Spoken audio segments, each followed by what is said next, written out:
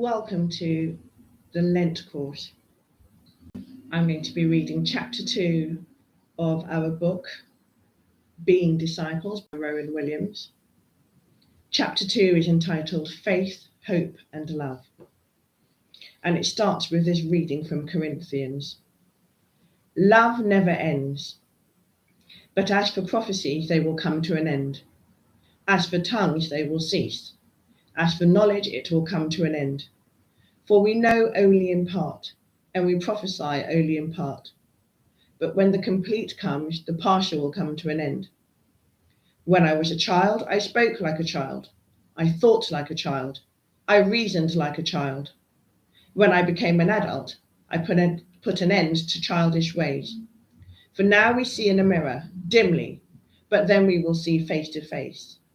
Now I know only in part, then I will know fully, even as I have been fully known. And now faith, hope, and love abide, these three, and the greatest of these is love. And that's from 1 Corinthians 13, verses 8 to 13. Chapter 2.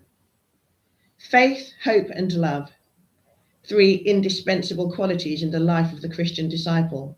But how do they work? And how can they best be nurtured? I want to explore these questions in a slightly roundabout way by approaching them as they are dealt with by one of the great mystics of Christian history, the 16th century Spanish friar, St. John of the Cross, mostly because of one very distinctive insight he has about them.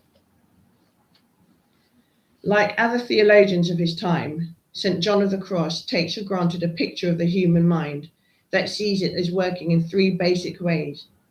The human mind understands, it remembers, and it wants. Or, in more abstract terms, the human mind is made up of the interaction of understanding, memory, and will. The distinctive and fresh insight that St. John of the Cross offers is that if you put together understanding, memory, and will with faith, hope, and love, you have a perfect picture of where we start and where we finish. In the Christian life, faith, he says, is what happens to our understanding. Hope is what happens to our remembering, and love is what happens to our wanting. So to grow as a disciple is to take the journey from understanding into faith, from memory into hope, and from will into love. St. John believed that in this process of Christian growing up, one of the most difficult things is the sense we will have that we have lost our bearings on the way. What we thought we understood, we discover that we never did. What we thought we remembered is covered with confusion. And what we thought we wanted turns out to be empty. We have to be recreated in faith and hope and love for our understanding, our memory, and our will to become what God really wants them to be. I'm going to use that structure as a way of getting into thinking about faith and hope and love, looking at some of the problems and crises that confront us in our contemporary culture in respect of our understanding, our remembering, and our wanting, ways in which we try to deny or run away from the way the problem is posed, and how, as disciples, we can recover our direction and enter into the fullness of our humanity. Faith and understanding. Let's begin with understanding or intelligence. I'm tempted to say that at the moment we live in a culture where intelligence is not very much prized, but that's probably a bit of an overstatement and needs some explanation.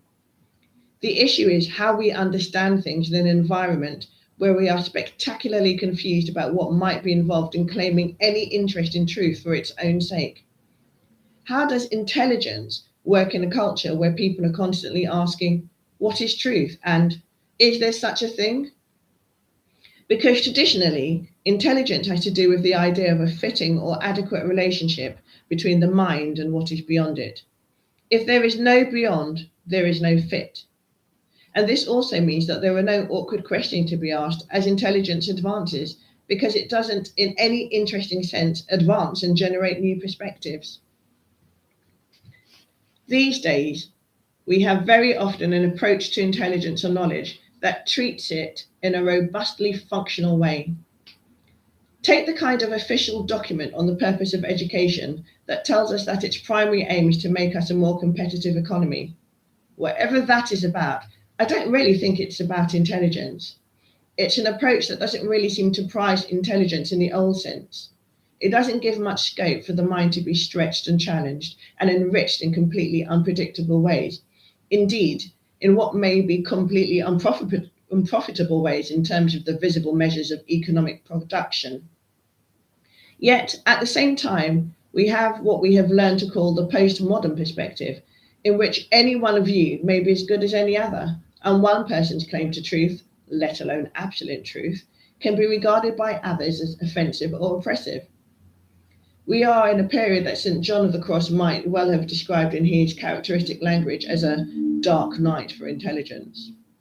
We don't quite know what knowing is for, and we don't even know that we can know or what we can know. And this affects our Christian self-understanding as well. In the Western world, believers have lost a great deal of doctrinal certainty, even if they talk about it loudly. There has been a loss of confidence in our ability to trace the works of God and boldly relay to the world what God has said.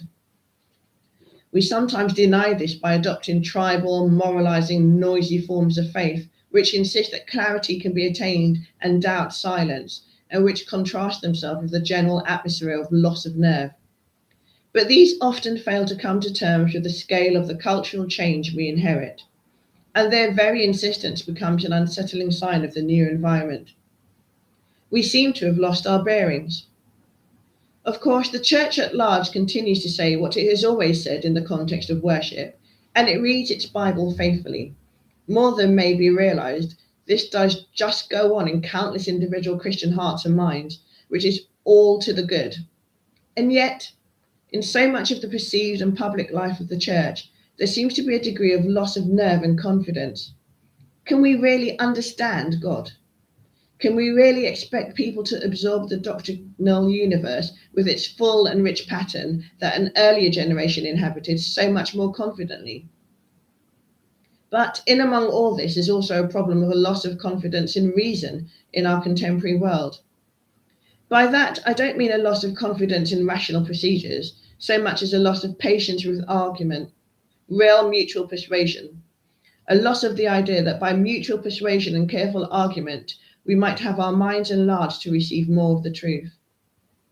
Our intelligence is not in a very good state, it seems, either in or out of the church.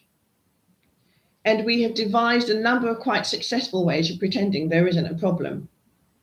Now, what St. John of the Cross says to us, and he's not just writing for Carmelite nuns in 16th century Spain, is that out of this sense of a brick wall before our intelligence, this sense of confusion and loss where our understanding is concerned, faith grows in its true meaning.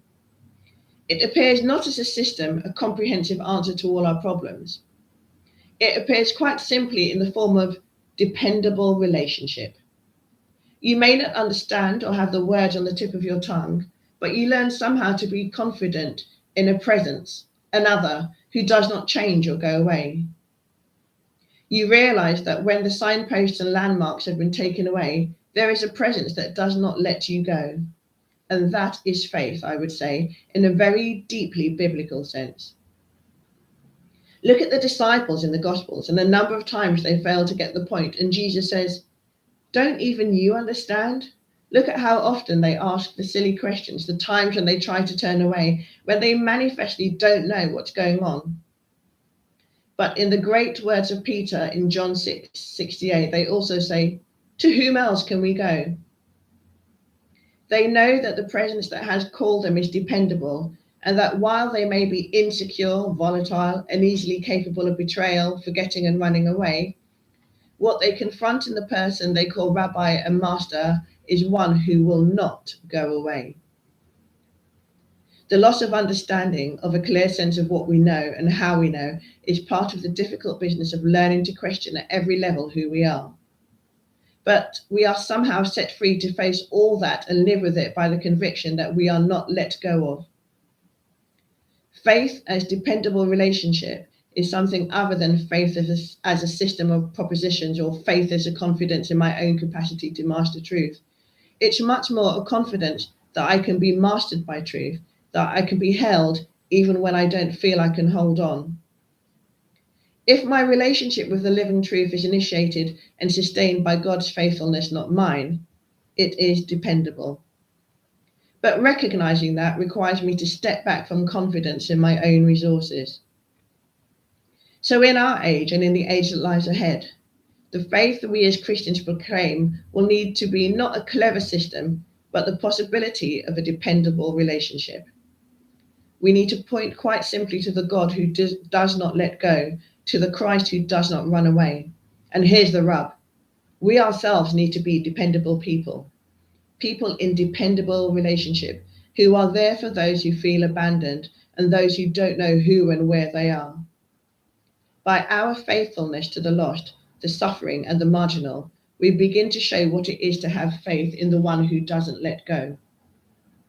And one of the biggest challenges to the church today is how we embody that kind of dependability in this society and throughout the world. It may require a shift in the kind of church we think we are, given that we are mostly commonly perceived, unfairly no doubt, but pretty widely, as people who are anxious about who they should say no to. So there's the challenge. In the age of the dark night of the intelligence, we are being nudged in the direction of understanding faith afresh in terms of dependable relation. We are drawn into it with God, and we are summoned to embody it and to offer it as Christ's disciples. Hope and memory. The dark night and the brick wall affect memory just as much. People sometimes speak about our social amnesia. Once every 6 months or so, one or other of the newspapers will start again asking the question, what is Britishness? What are British values? Have we forgotten our history? And what's being taught in our schools about our heritage? If the problem of intelligence is what is truth, the problem before our memory is, have we forgotten who we were? Crises of identity are common now in society, not just in individuals. What is it to be British? But for that matter, what is it to be Western, Christian, modern? What is it to be Muslim, Jewish? The crises of identity for individuals are no less serious, and they have a very particular form in our age, coming into focus as crises about continuity. Am I the same person as I was? In a culture where the average person is unlikely to have a job for life, and increasingly, sadly, not likely even to have a set of stable relationships for life, is there something that holds together the various coming and going experiences that enter into the mind and the psyche? Fractured careers and broken relationships seem to be the order of the day. Is there one story that can be told about who I am and about who we are? Just as with intelligence, so with memory, we find strategies of denial for church, society, and indeed individual. We can construct satisfying stories and recreate an imagined past. We can take refuge not in tradition, which is a good thing, but in an artificial traditionalism, which isn't. We can make up continuities and pretend that they are there when they are not, a dark night of memory. What would St. John of the Cross say to all of that? Hope, when it comes to birth, is not just a confidence that there is a future for us, it's also a confidence that there's a continuity, such that the future is related to the same truth and living reality as the past and the present.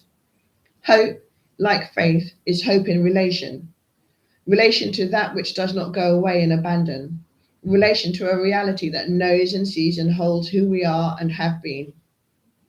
You have an identity not because you have invented one, or because you have a little hardcore of selfhood that is unchanged, but because you have a witness of who you are. What you don't understand or see, the bits of yourself you can't pull together in a convincing story, are all held in a single gaze of love. You don't have to work out and finalize who you are and have been. You don't have to settle the absolute truth of your history or story. In the eyes of the presence that never goes away, all that you have been and are is still present and real. It is held together in that unifying gaze. Imagine a pile of apparently disparate, disconnected bits suddenly revealed as being held together by a string, twitched by the divine observer, the divine witness. That is very abstract, and it's put much more vividly and personally in an extraordinary poem by Dietrich Bonhoeffer, the great German theologian and martyr, when he was imprisoned for his share in the plot to assassinate Adolf Hitler. And in the book by Bonhoeffer, Letters and Papers from Prison, Bonhoeffer writes, "They often tell me I would step from my cell's confinement, calmly, cheerfully, firmly, like a squire from his country hives." Bonhoeffer was a man, or rather Bonhoeffer was a man of rather aristocratic background and bearing. But the poem is about that great gulf between what they see, a confident adult, rational, prayerful, faithful, courageous person, and what he knows is going on inside, the weakness and the loss and the inner whimpering and dread. So which is me, Bonhoeffer asks. Is it the person they see, or the person I know when I'm on my own with myself?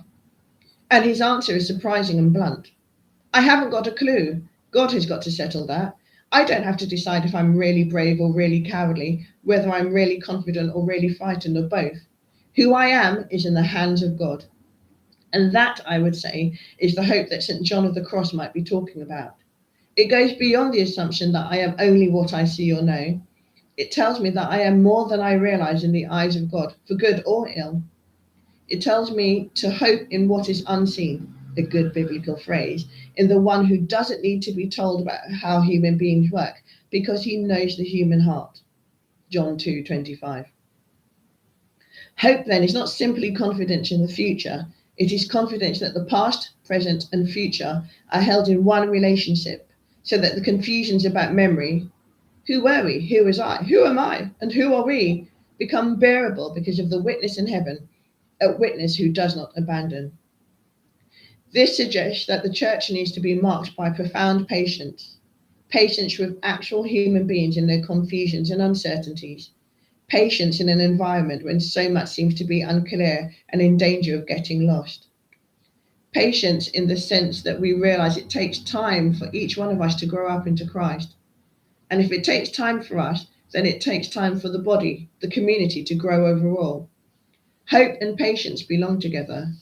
Only a church that is learning patience can proclaim hope effectively. Love and want.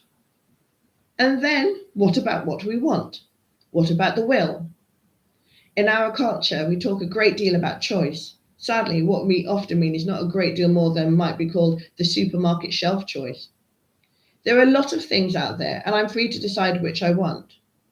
But this treats our will, our choosing, as a series of disconnected, fractured acts of choosing, expressions of the surface of what I want. I'll have that one and not that one, but it doesn't much matter. What matters is that I'm free here and now to exercise my choice. Somewhere in that kind of talk about freedom, we lose touch with the sense of the deep desires that actually make us who we are.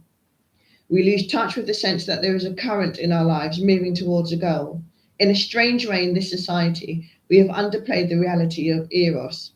That sounds odd, because eros in the form of sexual imagery seems to be absolutely everywhere these days. But this is not the same as eros in the sense of the profound desire that makes me who I am, that makes the whole of my life drawn towards something beyond myself, which gives meaning, the other person that I love, the God I seek to love. That sense of profound yearning for meaning and acceptance is by no means so clear in our society. We privilege the consumer mentality. I have that one. And so we fail to ask the deep questions about the direction of the desire at the root of our being. And we attempt to deal with this again by finding strategies that increase consumer choices in society, and so defer the awkward final question, what's it all for? Along with this are strategies that sharpen up our aggression and our self-assertion in individual contexts. We use the language of being purpose-driven, when often, alas, what we just mean is made capable of more aggressive assertion. We market books about the secrets of successful people, which are mostly about the tactics of treading on the toes of others. We lose touch with the notion that the most important freedom is the freedom to be ourselves and the freedom to grow. Not to be ourselves in the sense of asserting what we want moment by moment, but to discover slowly and patiently the deepest rhythms of our life, and to find the context in which we will grow as God means us to. Will and choice belong in that framework, not as acts of assertion or choosing in a vacuum. St. John of the Cross would tell us that if we face the problems, if we confront the apparent dark night around will and freedom and choice, and look hard at how we trivialize these realities in ourselves and in our culture, maybe we shall become ready to grow into love. Love, an expression of the freedom to receive. Love, that which drives us to take time and let go of anxiety. Love, that which permits us to be enriched and to be given to, made alive, to be breathed into. Not a passive thing, as some of those images might suggest, but a state of openness to joy. Love not simply as doing good, but as a deep contemplative regard for the world, for humanity in general, and for human beings in particular, and for God. When St. Paul writes about love in 1 Corinthians 13, he makes it very clear that love simply as doing good isn't enough. Love has to be delight in another, the refusal to be glad at another's failure, and the willingness to receive truth as a life-giving, joy-giving thing. Love is generated by being loved. It is not that we loved God, but that he loved us, says the first letter of John. And that is where all the themes in this chapter come together. The dependable presence that doesn't go away. The presence that remembers and holds in a single gaze what has been true and is true of us, the eternal, unshakable witness to what we are. That presence is love. We are seen, known, and held, but above all, we are welcomed. We are the objects of an eternal delight, and if that is sinking into our minds and hearts, then what the church is fundamentally and must show itself to be is a place where time and space are given, where people are allowed the space to experience eternal love, a place where nothing needs to be left at the door, and where people are made free to receive in a world that can seem to be demanding of them all the time, that they give, that they trade, that they offer, that they are out there making a difference. Is the church an environment in which people can learn to open themselves to joy? The joy that can only come by letting ourselves go and letting go of anxious, selfish, and the obsession with constantly choosing. Just as it is a great challenge for the church to be a place that is dependable, a place that is patient, it is also a great challenge for the church to become a place sufficiently still for people to open up, sufficiently quiet and unanxious for people to learn that they can receive what the ultimate truth of the universe wants to give them. So these are some of the ways in which, in the midst of the anxieties and obsessions that characterize our age, we might come to rediscover three theological virtues of faith and hope and love. We discover them as we discover that relationship which makes us whole, that relationship which with the unconditional presence and witness, absolution and affirmation that belong to God. We discover all this, in short, in relation to the God of the Gospels, the God of Jesus, the God Jesus is. The Gospel of God, as the New Testament puts it before us, is good news about an eternal presence, an agency, an intelligence wholly committed to who we are and who we shall become. It is wholly committed to our growth into what we are made to be, and to each person in our distinctiveness, patient, undemanding, and massively demanding. God offers us life, peace, presence to ourselves and to him, a gift that, in T.S. Eliot's words, costs us not less than everything, yet in another sense costs nothing at all, because a gift is what it is. Can we as disciples begin to speak of these things and show these things? Yes, if we are prepared to acknowledge our own denials and sinful refusals of faith, hope, and love. And if we are also prepared to do a bit of diagnosis of the denials of the society we live in, the denials that enslave us and trivialize our understanding and our remembering and our wanting. Yes, if we live consistently, courageously, in an awareness that the power that made us and redeemed us is a power devoted to the fullness of life. Faith and hope and love, these three, says St. Paul, are the heart of our discipleship, of our learning and growing in Christ. The greatest is love, because once we have understood the nature of that to which we are present in its eternal, unchangeable radiance and glory, everything else falls into place. That's the end of the chapter, and there are two questions for reflection or discussion. Question number one is, how have you coped with periods of dryness, frustration, or emptiness in your life as a believer? And question number two, In what ways can churches help people resist the consumer mentality in their approach to faith, as well as their approach to other areas of life? How do churches themselves sometimes encourage such a mentality?